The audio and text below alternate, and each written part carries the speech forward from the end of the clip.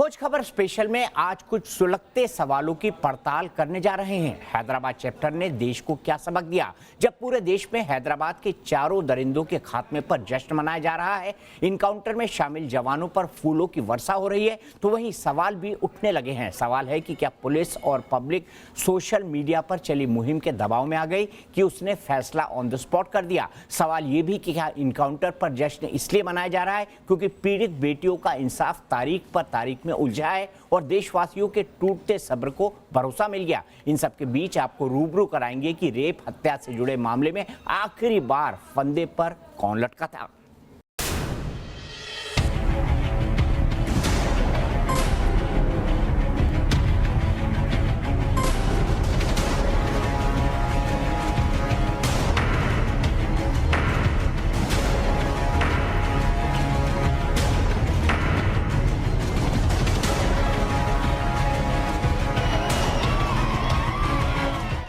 ऐसी तस्वीर हिंदुस्तान में एकदम नहीं है। इनकाउंटर साइट पर फूलों की बारिश हो रही है।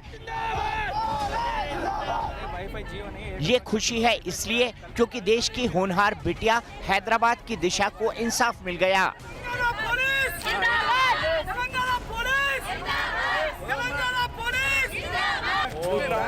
मिठाइयां बांटी गई, पटाखे फूटे।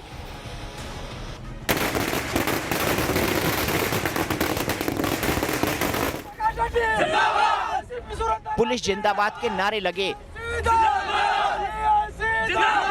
सड़क से सोशल मीडिया तक और हैदराबाद से दिल्ली तक एक सुर में लोग पुलिस की पीठ थपथपा रहे हैं।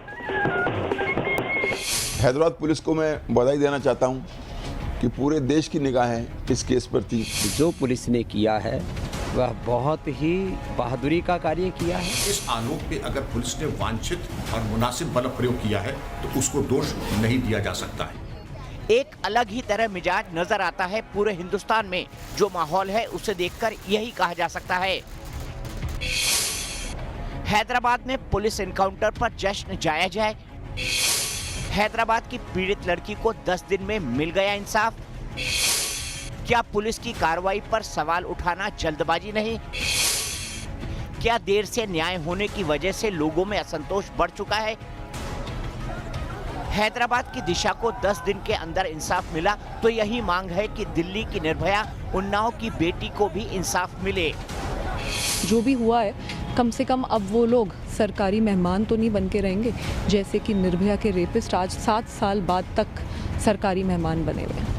आज हम आपको दिखाने जा रहे हैं कि हैदराबाद के इंसाफ से देश में कैसे जगी आस और कैसे फांसी की सजा मिलने के बाद भी फंदे से दूर रहे हैं गुनाहगार। कहते हैं justice delayed is justice denied, मतलब इंसाफ में देरी अन्याय है।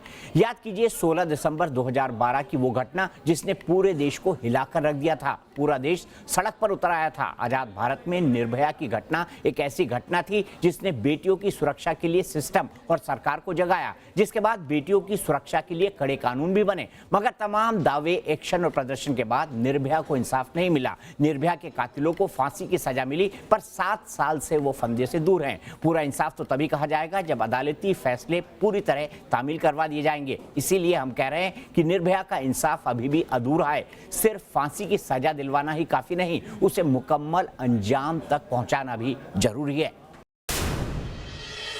आज ये कोर्ट को, सरकार को, दिल्ली पुलिस को, सबको देखना चाहिए कि आज हैदराबाद के पुलिस ने क्या नजीर पेश किया है।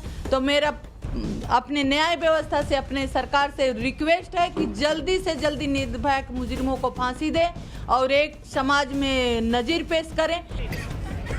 हैदराबाद में पुलिस के ऑन द स्पॉट एक्शन से आज वो माँ बहुत खुश है जिसने अपने सामने अपनी लाडली को तिल तिल मरते हुए देखा,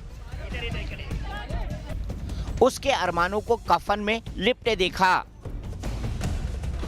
हैदराबाद की दिशा को इंसाफ मिल गया, मगर अभी भी कई दिशा हैं जिन्हें इंसाफ की आस है और उनकी लड़ाई अधूरी है।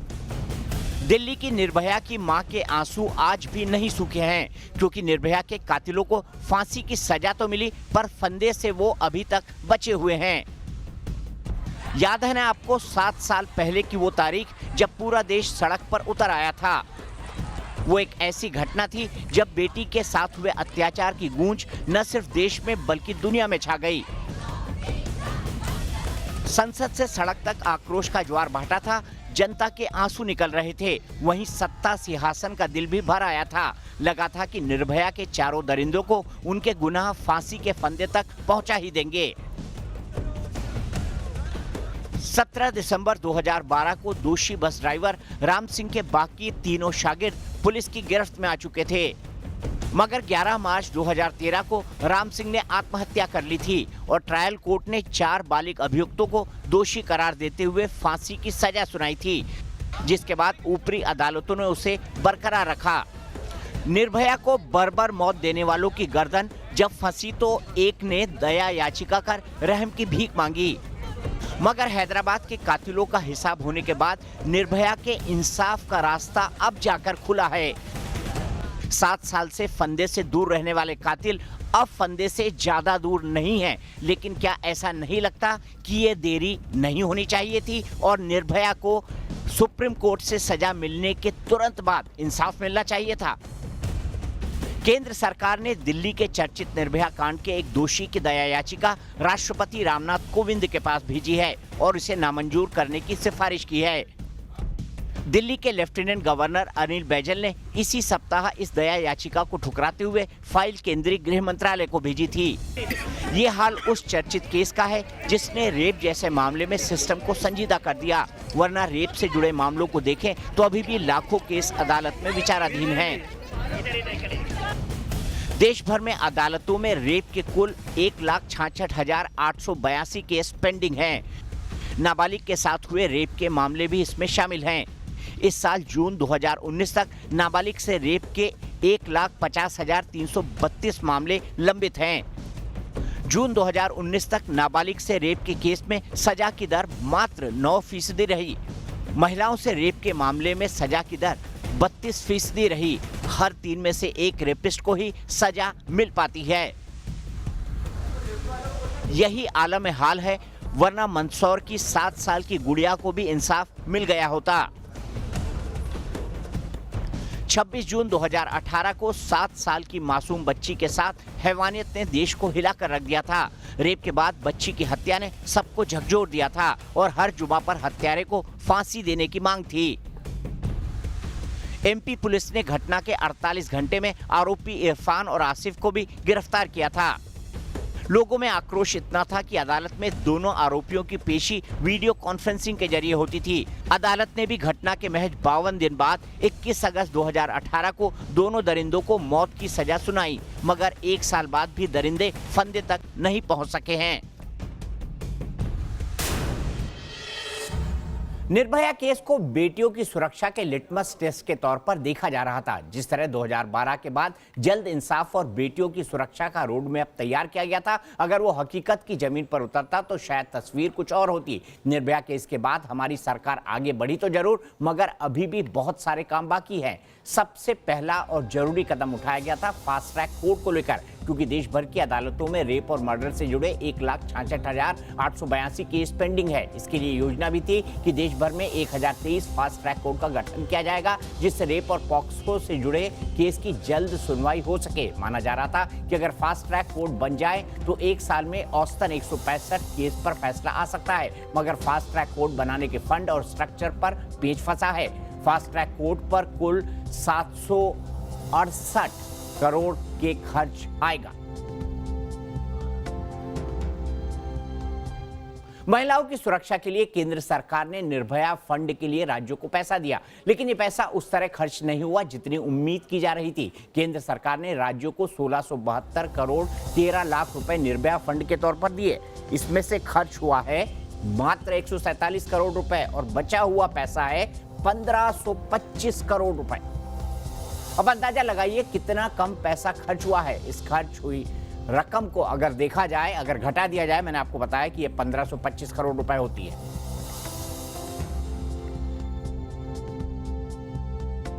कहते हैं इंसाफ हो तो इंसाफ मिलते हुए दिखना चाहिए। निर्भया केस हो या फिर मंदसौर का चर्चित गुड़िया केस, दोषी दया याचिका को ढाल बनाकर फंदे से बचने की कोशिश करते हैं। और अब राष्ट्रपति रामनाथ कोविंद ने पॉस्को एक्ट पर बड़ा बयान दिया है। उन्होंने सुझाव दिया है कि बलात्कार के दोषियों को दया याचिका दायर करने का अधिकार नहीं होना चाहिए। संसद को दया याचिकाओं की समीक्षा करना चाहिए। निर्भया केस के बाद बने नए कानूनों को देखें तो इसमें कड़े से कड़े प्रावधान हैं। पॉस्को एक्ट की बड़ी बात यह है कि गुनाह करने वाले के साथ साथ गुनाह छुपाने वाले के खिलाफ भी सख्त कार्रवाई का प्रावधान है। इस एक्ट में पुलिस पर भी तेजी से कार्रवाई का दबाव होता है। मगर जमीनी हकीकत यह है कि इस साल जून 2019 तक नाबालिग से रेप के 1,50,332 मामले लंबित हैं और नाबालिग से रेप के केस में सजा की दर मात्र 9% रही है, जबकि महिलाओं से रेप के मामले में सजा की दर सिर्फ 32% रही है।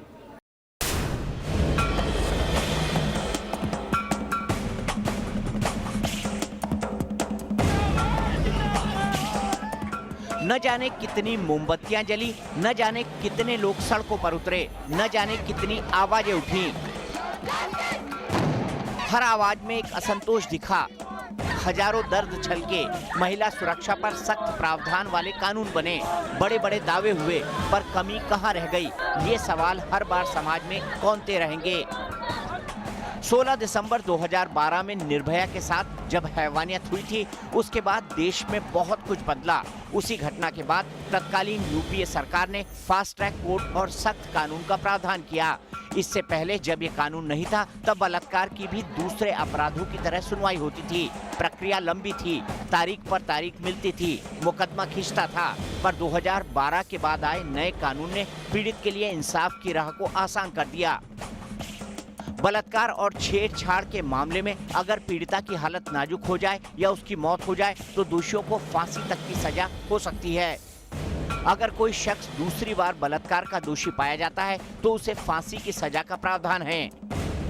ये कानून उन आरोपियों पर लागू होता है जो 18 साल या उससे ज्यादा उम्र की महिला के साथ बलात्कार करते हैं। नाबालिग बच्चियों के साथ अगर ऐसी हैवानियत हुई है तो गुनहगार के खिलाफ पॉक्सो एक्ट के तहत कार्रवाई होगी। पॉक्सो एक्ट का मतलब protection of children from sexual offences है। 18 साल से कम उम्र के बच्चों के साथ हुए गुनाह को इस कैटेगरी में रखा जाता है। बच्चों के यौन उत्पीड़न को रोकने के लिए 2012 में ये कानून लाया गया था। आरोपियों के तेज ट्रायल और जल्द सजा दिलाने के लिए ये एक्ट लाया गया था। ये एक नाबालिग के यौन शोषण के आरोपियों पर लगता है। पॉक्सो एक्ट की बड़ी बात यह है कि गुनाह करने वाले के साथ गुनाह छुपाने वाले के खिलाफ भी सख्त कार्रवाई का प्रावधान है। इस एक्ट में पुलिस पर भी तेजी से कार्रवाई का दबाव होता है। कानून के मुताबिक पुलिस को 1 महीने में सबूत जुटाने होते हैं। इस एक्ट के तहत दर्ज मुकदमे की सुनवाई 1 साल में खत्म करनी होती है। पहले इस एक्ट में दोष साबित होने पर 10 साल से उम्र कैद तक की सजा का प्रावधान था, लेकिन अब इसमें फांसी की सजा का प्रावधान किया गया है। अगर आरोपी 16 साल का है तो जेजे एक्ट के तहत उसे वयस्क माना जाएगा। शायद नए कानूनों के हिसाब से प्रावधानों में कमी नहीं, लेकिन सवाल हमारी न्याय व्यवस्था और अंततः इंसाफ दिलाने पर है।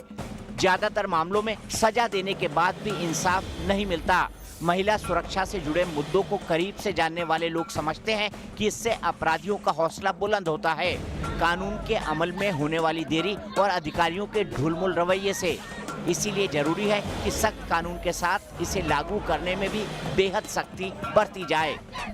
देखिए, निर्भया के बाद भी जो क्रिमिनल एक्ट अमेंडमेंट 2013 हुआ, ये बात आई कि फांसी की सज़ा होगी रेपिस्ट को।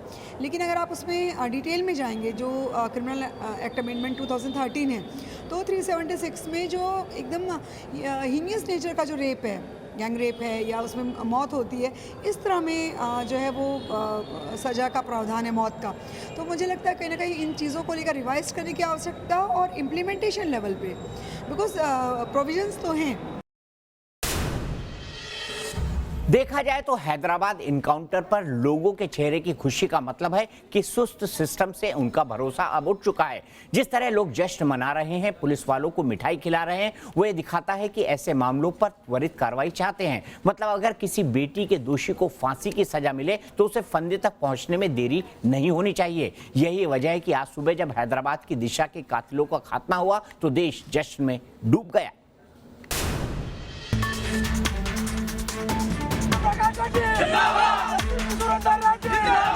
मतलब देश तारीख पर तारीख के इंतजार में नहीं, ताबड़तोड़ एक्शन चाहता है।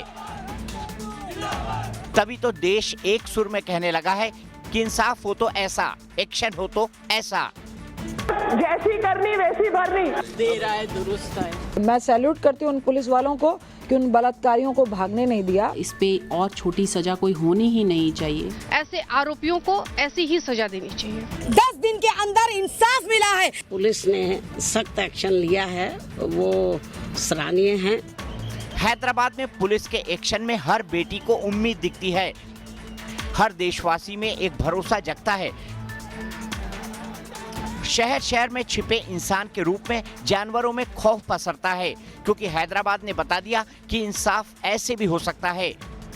होनहार बेटी की अस्मत उसकी जिंदगी को खाक करने वालों का नामो निशान मिट सकता है। डेयरिंग एक्ट हैदराबाद पुलिस ने किया है तो बहुत ही अच्छा लगा कि इतने घिनौने आरोपियों को, क्रिमिनल्स को इन्होंने एलिमिनेट किया है, न्यूट्रलाइज किया है। हैदराबाद पुलिस को मैं बधाई देना चाहता हूं कि पूरे देश की निगाहें इस केस पर थी। हैदराबाद इनकाउंटर सही है या गलत, ये तो जांच रिपोर्ट आने पर पता चलेगा। साइबराबाद के पुलिस कमिश्नर वी सज्जनार ने बताया है कि किन हालात में मुठभेड़ शुरू हुई और कैसे दरिंदगी की हदें पार करने वाले शातिर पुलिस पर हमला कर कानून के शिकंजे से भागने की फिराक में थे।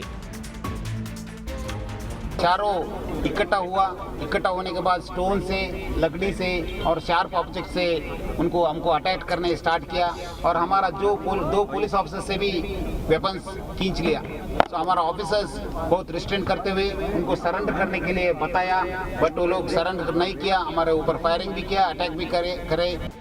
मगर कोर्ट की दहलीज के बाहर इंसाफ के तरीके पर भी सवाल तो उठेंगे ही। कई नेता और बुद्धिजीवी ऐसे हैं जिन्हें लगता है कि पुलिस के तरीके ने न्याय प्रणाली पर इकबाल कम होने का सबूत दे दिया है। भी हुआ है, बहुत भयानक हुआ है इस देश के लिए, क्योंकि आप कानून को अपने हाथ में नहीं ले सकते हैं। कानून में वैसे भी उनको फांसी मिलती, अगर आप उनसे पहले ही उनको बंदूकों से मार दोगे तो फिर फायदा क्या है अदालत के, फायदा क्या है पुलिस की, फायदा क्या है कानून के। फिर तो आप बंदूक उठाओ, जिसको भी मारना मारो। सवाल जवाब, दावे और दलील तो अपनी जगह है, पर इस एनकाउंटर से एक बात उभर आई है कि इंसाफ के इंतजार में बैठे देश को 4 कातिलों की मौत से बड़ी उम्मीद जगी है। हैदराबाद एनकाउंटर के बाद हैदराबाद में लोगों ने पुलिस पर फूल बरसाए, तो सियासत से सोशल मीडिया तक पुलिस के ताबड़तोड़ एक्शन की तारीफें हो रही हैं। ऐसे में कई सवाल इस एनकाउंटर पर भी उठ रहे हैं।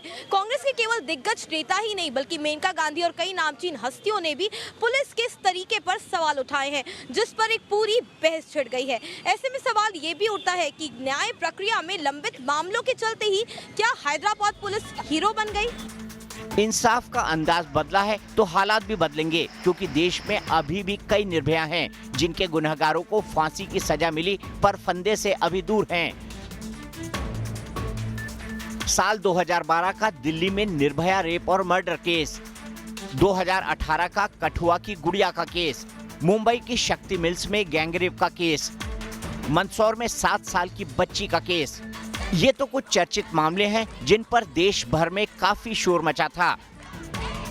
गम और गुस्से की लहरें उठी, जनता में भी आक्रोश दिखा और कानून बनाने वालों में भी। मगर एक स्याह सच ये है कि इन बेटियों का इंसाफ अभी भी अधूरा है। यही वजह है कि हैदराबाद में 4 कातिलों को मौत की नींद सुलाने वाली पुलिस को जनता ने सर आंखों पर बिठा लिया है। खोज खबर स्पेशल में आज के लिए इतना ही, लेकिन न्यूज नेशन एक ऐसा चैनल है जहां पर खबरों का सिलसिला कभी नहीं थमता।